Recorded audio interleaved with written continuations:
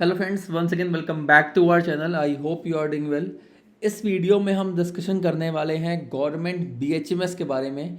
जी हाँ, अगर आप प्लान कर रहे हो गवर्नमेंट होम्योपैथी में एडमिशन लेने का इस बार ऑल इंडिया काउंसलिंग के through, double A triple C counselling के थ्रू, क्योंकि आपके मार्क्स थोड़े से कम आए हैं, आप एमबीबीएस टारगेट नहीं कर पा रहे हो, आप बीडीएस टारगेट नहीं कर पा रहे हो, लेकिन हाँ, आपको क्या बीएमएस नहीं बन रहा है, लेकिन आपको बीएचएमएस के ऑप्शन बन सकते हैं। वो क्या रैंक रह सकती है 2026 में आपकी, अगर जो भी आपकी रैंक आई है उस रैंक के अकॉर्डिंग आपको सेंट्रल में, आपको आपके स्टेट्स में 15% कोटा के साथ कहाँ पर आपको बीएचएमएस गवर्नमेंट कॉलेज बन जाएगा। तो इस वीडियो में हम कंप्लीट यही डिस्कशन करने वाले हैं। तो जो लोग ऐसे हों बीएचएमएस के लिए प्लान कर रहे हैं तो प्लीज़ इस वीडियो को एंड तक जरूर देखिएगा। सबसे पहले मैं बताना चाहूँगा आप सभी को यहाँ पे कि जो आयुष काउंसलिंग होती है जिसमें सीट्स का बहुत इंपॉर्टेंट है, कितनी परसेंट सीट्स यहाँ पर पार्टिसिपेट करती हैं बीएचएमएस को लेकर के। तो बीएचएमएस में ऑल इंडिया कोटा से, मतलब हर स्टेट से 15% सीट्स यहाँ पर पार्टिसिपेट करती हैं, गवर्नमेंट और गवर्नमेंट एडेड। और इसके बाद 100% सीट जो यूजी की सीट, जो सेंट्रल यूनिवर्सिटीज़ होती हैं, जो आपकी नेशनल इंस्टीट्यूट्स होते हैं, वो यहाँ पर पार्टिसिपेट कर रहे होते हैं। और जितनी भी डीम्ड यूनिवर्सिटीज़ होती हैं जो गवर्नमेंट के अंडर में आती है, 100% सीट्स यूजी के लिए यहाँ पर पार्टिसिपेट कर रही होती हैं। ठीक है, तो ऑल इंडिया काउंसलिंग में, double A triple C counselling में कुछ ये सीट्स यहाँ पर आपको देखने के लिए बनती हैं। ठीक है, इसके बाद अगर कट ऑफ की बात करें कि 2023 में, 2024 में और 2025 में हमने 3 साल का डेटा यहाँ पर पिक करके रखा है ताकि आपको समझने में थोड़ा इजीनेस हो जाए कि 23, 24, 25 इन 3 ईयर्स के अकॉर्डिंग 2026 में क्या कट ऑफ रह सकती है आप सभी के लिए, ये बहुत इंपॉर्टेंट है जानना। तो 2023 की अगर हम बात करते हैं, अनरिजर्व कैटेगरी से 399 कट ऑफ गई थी। एक तो चीज़ मैं बताना चाहूँगा आप सभी को यहाँ पे, ये जो डेटा ले रखा है मैंने, 2023 में आपके 5 राउंड हुए थे, 24 में भी आपके 6 राउंड हुए थे, सॉरी 6 राउंड हुए थे। जो लास्ट राउंड में जिस कैटेगरीज पे जहाँ जहाँ डेटा बचा है, जहाँ जहाँ तक सीट अलॉट हुई है, मैंने वहीं का डेटा आपके लिए सामने आपको प्रेजेंट किया है ताकि आपको समझ में आ जाए कि किस एंड तक कितना मैक्सिमम आपके चांसेस बन सकते हैं एक गवर्नमेंट बीएचएमएस कॉलेज पाने के लिए। 2025 में से अकॉर्डिंग मैंने रखा है, यहाँ पे 5 राउंड हुए थे, उसके अकॉर्डिंग फिल किया है। नेक्स्ट राउंड में यहाँ पे सीट्स नहीं गई थी, तो वहाँ पर लास्ट राउंड मतलब फिफ्थ बोल सकते हो, वैकेंसी राउंड 2 वहाँ पर क्लोज हो गया था। अभी आके मैं आपको बताऊंगा कि कितने राउंड्स होते हैं, किस राउंड को क्या बोलते हैं। पहले एक बार कट ऑफ समझ लेते हैं। यहाँ पर कट ऑफ में देखोगे आपके 399 अनरिजर्व कैटेगरी से 2,32,737 तक क्लोज हो गया था।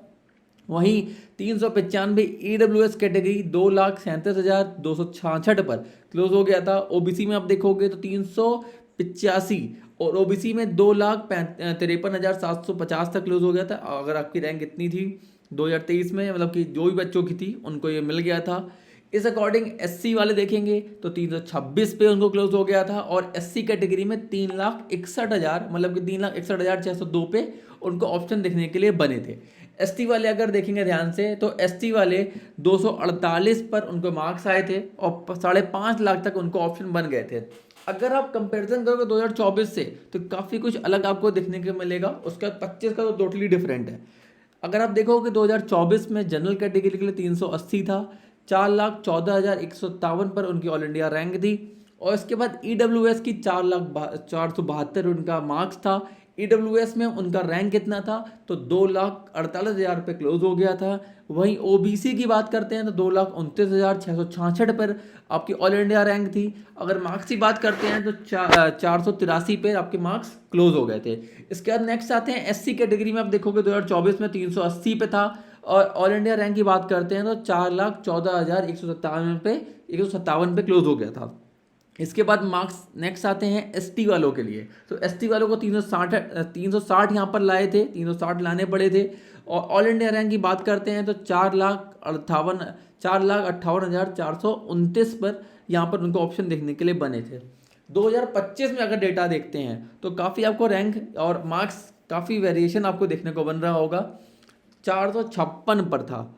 अगर 224 में देखोगे कितना था अनरिजर्व कैटेगरी के लिए, 380 पे था। और 2023 में आप देखोगे तो 300 आपका 99 पे था। उसी अकॉर्डिंग आपको रैंक में भी काफ़ी ज़्यादा फ्लक्चुएशन देखने को बन रहा है। मतलब कि 1 लाख 1.25 लाख तक आपके ऑप्शन क्लोज हो रहे हैं। तो ये आपको 2026 में ध्यान देना है। काफ़ी ज़्यादा कंपटीशन इस बार भी बढ़ा है। इस बार मतलब 2026 का ज़्यादा कंपटीशन हाई है। अगर एक बार आप देखो नज़र डाल करके, एक बार इसमें अगर AWS का देखोगे तो 422 पे था, 1,69,396 पे क्लोज हुआ था। उसी अकॉर्डिंग OBC का देखोगे आप तो 455 पर आपका OBC का था, और ऑल इंडिया रैंक से 1,14,652 पे क्लोज हो गया था। और इसके बाद अगर SC वाले देखते हैं तो 367 पर उनको मार्क्स उनके इतने पर रिक्वायर्ड थे। अगर ऑल इंडिया रैंक की बात करते हैं, कितना आपको रैंक चाहिए था उस टाइम, 2,77,000, मतलब कि 2,77,738 पर इतना ऑप्शन बना था। ST वालों की बात करते हैं तो 3,29,573 तक यहाँ तक ऑप्शन देखने के लिए बने थे। अगर मार्क्स देखते हैं तो 344 तक, काफ़ी मार्क्स भी आपको चेंज होते हुए दिखे हैं। तो बहुत इंपॉर्टेंट है। 2024 में काफ़ी ज़्यादा मार्क्स पर मिल गया था, 4.5 लाख तक ऑप्शन बन गए थे, लेकिन 2025 में नहीं बना था। ये सारा वेरिएशन, इतना सारा डाउट्स, इतना सारा कन्फ्यूजन, आपकी रैंक पर आपको बन सकता है कि नहीं बन सकता, ये सब बहुत कन्फ्यूजन आता है। एक बार राउंड की तरफ भी देख लेते हैं, कितने राउंड तो आपके 2026 में राउंड हुए, मतलब 25 में कितने राउंड हुए थे, ये बहुत इंपॉर्टेंट है जानना। 25 में आप देखोगे लगभग round 1, round 2, round 3, round 4, round 5 हुआ था। अगर हम देखते हैं कि राउंड 1 और राउंड 2 को तो नॉर्मली राउंड बोलते हैं, राउंड 3 को आपको बताना चाहूँगा मैं, मॉप अप राउंड बोला जाता है, थर्ड राउंड होता है। फोर्थ राउंड को हम लोग स्टे वैकेंसी राउंड 1 बोलते हैं। अगर सीट यहाँ पर वैकेंट होती हैं किसी भी कैटेगरी में, ध्यान रखना, अगर किसी भी कैटेगरी में सीट यहाँ वैकेंट होती हैं, अगर मॉप अप राउंड में ही खत्म हो जाता है तो आगे स्टे वैकेंसी राउंड पे नहीं जाता है। अगर स्टे वैकेंसी राउंड पे खत्म हो जाती हैं तो स्टे वैकेंसी राउंड 2 पे नहीं जाती हैं। बहुत इंपॉर्टेंट है जानना।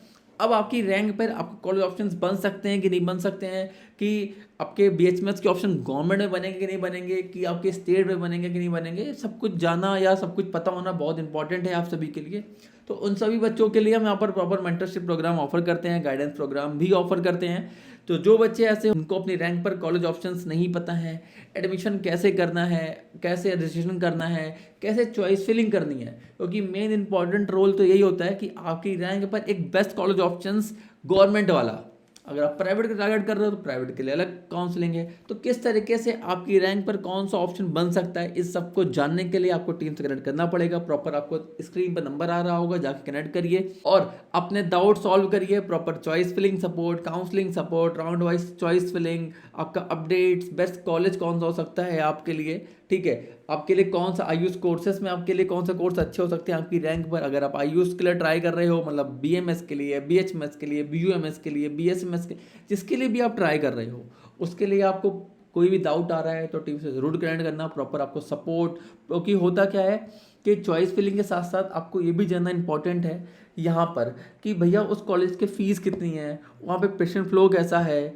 सब कुछ इन्फॉर्मेशन अगर आपके पास नहीं है तो प्रॉब्लम हो सकती है आपको। कॉलेज तो आप चले जाओगे, वहाँ पर अगर इतना अच्छा पेशेंट फ्लो नहीं हुआ, यहाँ पर आपको एकेडमिक प्रोग्राम इतना अच्छा नहीं मिला, कल्चर अच्छा नहीं है वहाँ का, तो ऐसे कॉलेज में रह के फ़ायदा ही क्या है।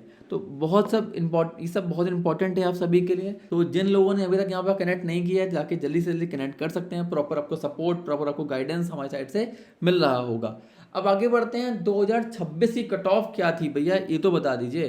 तो 2026 की कट ऑफ को जानने से पहले, तो 2026 की कट ऑफ जानने से पहले एक बार समझ लेते हैं कि फ़ीस कितनी होती है यहाँ पर, रजिस्ट्रेशन फ़ीस कितनी होती है, रिफंडेबल फीस या सिक्योरिटी अमाउंट कितना होता है। क्योंकि बहुत सारे नए बच्चे हैं जो फर्स्ट टाइम यहाँ पर पार्टिसिपेट कर रहे हैं, उनको अगर ऑप्शंस जानने हैं तो भाई सब कुछ पता होना बहुत इंपॉर्टेंट है।